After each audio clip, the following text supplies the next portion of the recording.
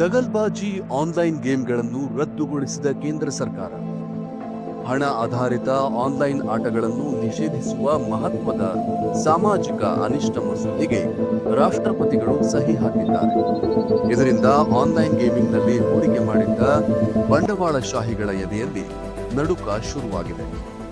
ಈ ಹಠಾತ್ ಬೆಳವಣಿಗೆಯಿಂದ ಟೈಗರ್ ಗ್ಲೋಬಲ್ ಮತ್ತು ಪೀಕ್ ಎಕ್ಸ್ವಿ ಪಾರ್ಟ್ನರ್ ನಂತಹ ಸಾಹಸೋದ್ಯಮ ಬಂಡವಾಳ ಸಂಸ್ಥೆಗಳಿಂದ ಬೆಂಬಲಿತವಾದ ಆನ್ಲೈನ್ ಗೇಮಿಂಗ್ ಸಂಸ್ಥೆಗಳನ್ನು ಕೂಡ ಆಘಾತಗೊಳಿಸಿದೆಯಲ್ಲದೆ ಇದು 2029ರ ವೇಳೆಗೆ 3.6 ಬಿಲಿಯನ್ ಮೌಲ್ಯ ಹೊಂದುವ ನಿರೀಕ್ಷೆ ಕೂಡ ಹೊಂದಿತ್ತು ಎನ್ನಲಾಗ್ತಿದೆ ಅನ್ನೋ ಮಹತ್ವದ ಸುದ್ದಿಯನ್ನು ರಾಯ್ಟರ್ಸ್ ಸಂಸ್ಥೆ ಪ್ರಕಟಿಸಿದೆ.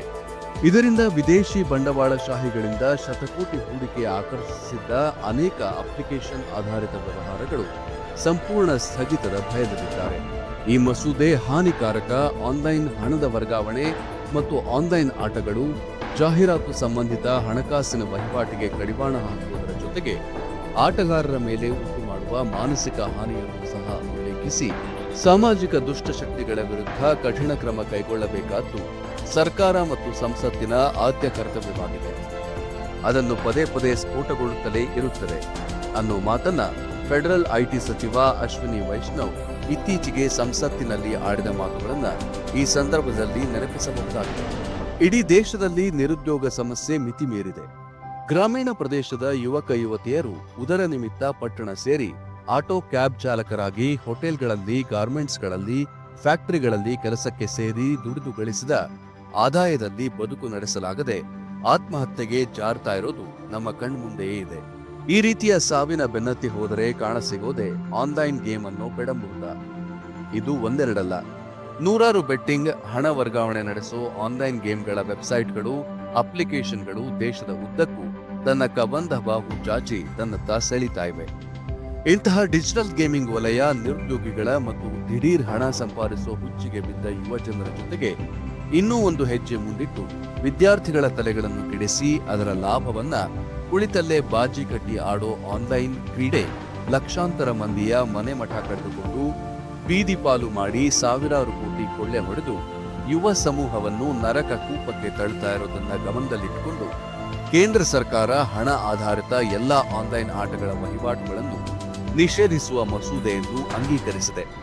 ಈ ಒಂದು ಕ್ರಮ ಜಾಗತಿಕ ಮಟ್ಟದಲ್ಲಿ ದೊಡ್ಡ ಸಂಚಲನವನ್ನೇ ಉಂಟು ಮಾಡಿದೆ ಮತ್ತು ಅಂತಾರಾಷ್ಟ್ರೀಯ ಮಟ್ಟದ ಆನ್ಲೈನ್ ಹಣ ವರ್ಗಾವಣೆ ವಂಚಕರಿಗೆ ಕಾದ ಬಿಸಿಗಡಲೆಯಂತಾಗಿದೆ ಅನ್ನೋದನ್ನು ಸುಳ್ಳಲ್ಲ. ಹಾಗಾದರೆ ಹಣ ಆಧಾರಿತ ಆನ್ಲೈನ್ ಗೇಮಿಂಗ್ ರದ್ದು ಕುರಿತ ಪ್ರಸ್ತಾವಿತ ಮಸೂದೆ ಹೇಳೋದಾದರೂ ಏನು? ಯಾವುದೇ ಹಣಕಾಸು ಸಂಸ್ಥೆ ಅಥವಾ ಬ್ಯಾಂಕುಗಳು ಆನ್ಲೈನ್ ಆಟಗಳಿಗೆ ಹಣ ವರ್ಗಾವಣೆ ಅನುಮತಿ ನೀಡುತ್ತಿಲ್ಲ. ಅದೇ ರೀತಿ ಅಂತಹ ಗೇಮ್ಗಳನ್ನು ಉತ್ತೇಜಿಸುವ ಜಾಹೀರಾತುಗಳಿಗೆ ಸಂಪೂರ್ಣ ನಿಷೇಧ ಹೇರುವುದು ಮತ್ತು ಈ ಕ್ರೀಡೆಗಳು ವಿತ್ತೀಯವಲ್ಲದ ಕೌಶಲ್ಯ ಆಧಾರಿತ ಆಟಗಳ ನಿರಂತರ ಪ್ರಚಾರ ಮತ್ತು ನೋಂದಣಿಯಾಗದ ಅಥವಾ ಅಕ್ರಮ ಗೇಮಿಂಗ್ ಪ್ಲಾಟ್ಫಾರ್ಮ್ಗಳ ವಿರುದ್ಧ ಕಠಿಣ ಕ್ರಮ ಕೈಗೊಳ್ಳುವ ಮಸೂದೆ ಪ್ರಸ್ತಾಪಿತ ಮಸೂದೆಯಲ್ಲಿದೆ. ಇನ್ನು 2022ರ ಅಕ್ಟೋಬರ್ನಲ್ಲಿ ಸರ್ಕಾರ ಅಂತಹ ಆನ್ಲೈನ್ ಗೇಮ್ಗಳ ವೇದಿಕೆಗಳಿಗೆ ವಿಧಿಸಿದ್ದ 28% ಜಿಎಸ್ಟಿ ತೆರಿಗೆಯನ್ನು ಫೈನಾನ್ಷಿಯಲ್ ಇಯರ್ 25ರ ಅಡಿಯಲ್ಲಿ ಆನ್ಲೈನ್ ಗೇಮ್ಗಳಲ್ಲಿ ಗೆಲ್ಲುವ ಮೊತ್ತಕ್ಕೆ 30% ಜಿಎಸ್ಟಿ ತೆರಿಗೆ ಏರಿಸುವುದರ ಜೊತೆಗೆ ಆಫ್ ಶೋರ್ ಗೇಮಿಂಗ್ ಆಪರೇಟರ್ಗಳನ್ನು ಭಾರತೀಯ ತೆರಿಗೆ ಜಾಲದೊಳಗೆ ತರಲಾಗಿದೆಯಲ್ಲದೆ ಎಲೆಕ್ಟ್ರಾನಿಕ್ಸ್ ಮತ್ತು ಮಾಹಿತಿ ತಂತ್ರಜ್ಞಾನ ಸಚಿವಾಲಯವನ್ನು ಆನ್ಲೈನ್ ಗೇಮಿಂಗ್ ನೋಡಲ್ ನಿಯಂತ್ರಕರನ್ನಾಗಿ ನೇಮಿಸಿ ನೋಂದಣಿ ಮಾಡಿಸದ ವೆಬ್ಸೈಟ್ಗಳನ್ನು ನಿರ್ಬಂಧಿಸುವ ಅಧಿಕಾರವನ್ನು ಸಹ ನೀಡಲಾಗಿದೆ ಮತ್ತು ಇಡೀ ದೇಶದಲ್ಲಿ ಒಂದೇ ಕಾನೂನು ರೂಪಿಸುವ ಮೂಲಕ ರಾಜ್ಯದಲ್ಲಿ ಆರ್ಥಿಕ ವಂಚನೆಗೆ ಕಡಿವಾಣಕ್ಕೆ ಅನುಕೂಲ ಕಲ್ಪಿಸಿದೆ. ಇಷ್ಟೇ ಅಲ್ಲದೆ ಡಿಸೆಂಬರ್ 2023ರಲ್ಲಿ ಭಾರತೀಯ ನ್ಯಾಯ ಸಂಹಿತೆ ಅಡಿಯಲ್ಲಿ ಹೊಸ ಕ್ರಿಮಿನಲ್ ನಿಬಂಧನೆಗಳಡಿ ಅನಧಿಕೃತ ಬೆಟ್ಟಿಂಗ್ ಅನ್ನು ಕ್ರಿಮಿನಲ್ ಅಪರಾಧವೆಂದು ಘೋಷಿಸಿ 7 ವರ್ಷ ಜೈಲು ಶಿಕ್ಷೆ ಮತ್ತು ಭಾರೀ ಮೊತ್ತದ ದಂಡ ವಿಧಿಸಬಹುದು. ಬೆಟ್ಟಿಂಗ್ ಮತ್ತು ಜೂಜಾಟ ಸಂವಿಧಾನದ ರಾಜ್ಯ ಪಟ್ಟಿಯಡಿ ಬರ್ತಾ ಇದ್ದರೂ ಸಹ ಕೇಂದ್ರ ಸರ್ಕಾರ 2022 ಮತ್ತು ಫೆಬ್ರವರಿ 2025ರ ನಡುವೆ ಆನ್ಲೈನ್ ಬೆಟ್ಟಿಂಗ್ನಲ್ಲಿ ತೊಡಗಿಸಿಕೊಂಡಿರುವ 1400ಕ್ಕೂ ಹೆಚ್ಚು ವೆಬ್ಸೈಟ್ ಮತ್ತು ಅಪ್ಲಿಕೇಶನ್ಗಳನ್ನು ಈಗಾಗಲೇ ನಿರ್ಬಂಧಿಸಿದೆ. ಆದರೆ ಅಭಿವೃದ್ಧಿ ಹೊಂದ್ತಾ ಇರೋ ಉದ್ಯಮ ಮೇಲಿನ ಪರಿಣಾಮ ಮತ್ತು ಪೋಕರ್ನಂತಹ ಕೌಶಲ್ಯ ಆಧಾರಿತ ಆಟಗಳು ಅನ್ನೋ ರೀತಿ ಬಿಂಬಿಸಿ ಅವುಗಳ ಮೇಲೆ ಹೇಗೆ ವಿನಾಯಿತಿ ಪಡೆಯಬಹುದು ಎಂಬ ವಿಚಾರ ಉಲ್ಲೇಖಿಸಿ ಆನ್ಲೈನ್ ಗೇಮಿಂಗ್ ನಿಷೇಧ ಕುರಿತು ಆನ್ಲೈನ್ನಲ್ಲಿ ಆಟ ಆಡಿಸುವ ಭಾರತೀಯ ಗುಂಪುಗಳು ಕಾನೂನು ತಜ್ಞರ ಮೂಲಕ ಸುಪ್ರೀಂ ಕೋರ್ಟ್ ಕದ ತಟ್ಟಲು ಸಿದ್ಧವಾಗಿವೆ ಅನ್ನುವುದು ಸದ್ಯದ ಬೆಳವಣಿಗೆ. ಇದಕ್ಕೆ ನಮ್ಮ ಸುಪ್ರೀಂ ಕೋರ್ಟ್ ಮಣೆ ಹಾಕುತ್ತಾ ಇಲ್ವಾ ಕಾದು ನೋಡಬೇಕಿದೆ.